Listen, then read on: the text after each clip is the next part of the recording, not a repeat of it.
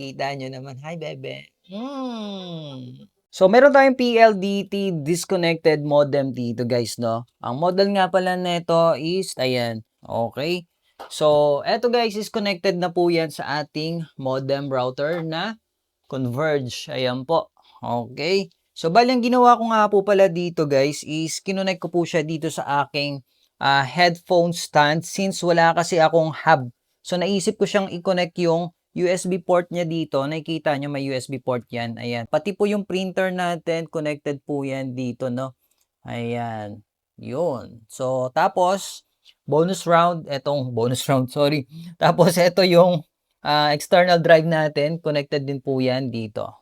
Kasi marami po nag-PPM sa akin nito, gawan ko daw ng access point. So at the same time nga pala guys, no, naka-access point po tayo ha.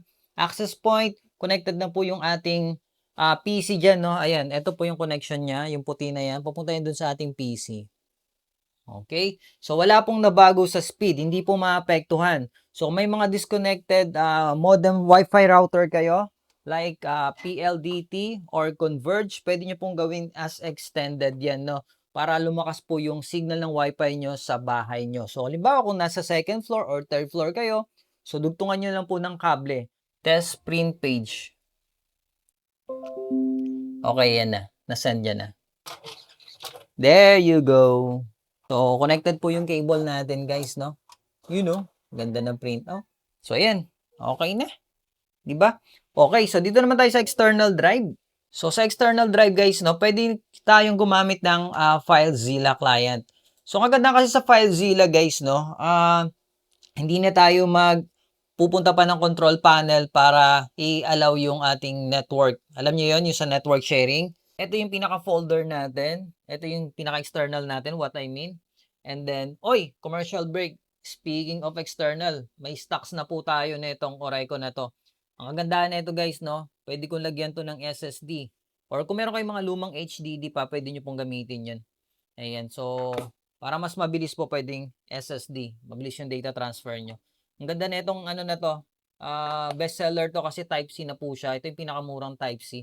Ang ganda niyan. Kahit yung cable ng ano nyo, ng charger phone nyo, ng Android phone, pwede nyo pong gamitin dito. 'Di ba? Universal, mas madali siya. Ngayon, pwede rin natin mapanood yan guys, gamit yung ating media player. Kasi meron po yung DLNA function. Punta lang tayo dito sa videos, and makita nyo ito yung mga videos natin. And then play natin, no? Alright! Kita nyo naman. Hi, bebe. Yeah! Makuha ka sa tingin.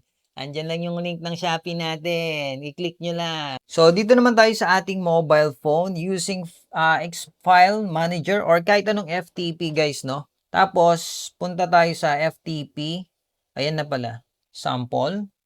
Tapos, try natin yung video. Just once.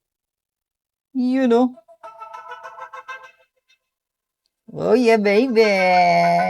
Follow! So, kung gusto niyo naman guys, no, gamit yung hot player, yung ginawa natin noon, no, sa tawag dito sa Converge. Yan, hot player. Kung may mga videos kayo na dyan sa external drive. Tapos, ano pangalan nun? Huawei. Ito siguro yon. Okay, and then video. And then all video. Ayan, lalabas na po siya dyan. Are you looking at me? Eee! So, thank you so much. See you ulit sa ating next video. And mga subscribers natin, thank you guys, no. Sa mga bumibili sa ating affiliate link, thank you so much. Sa mga followers natin, solid followers, thank you guys. Ingat kayo lagi. God bless you.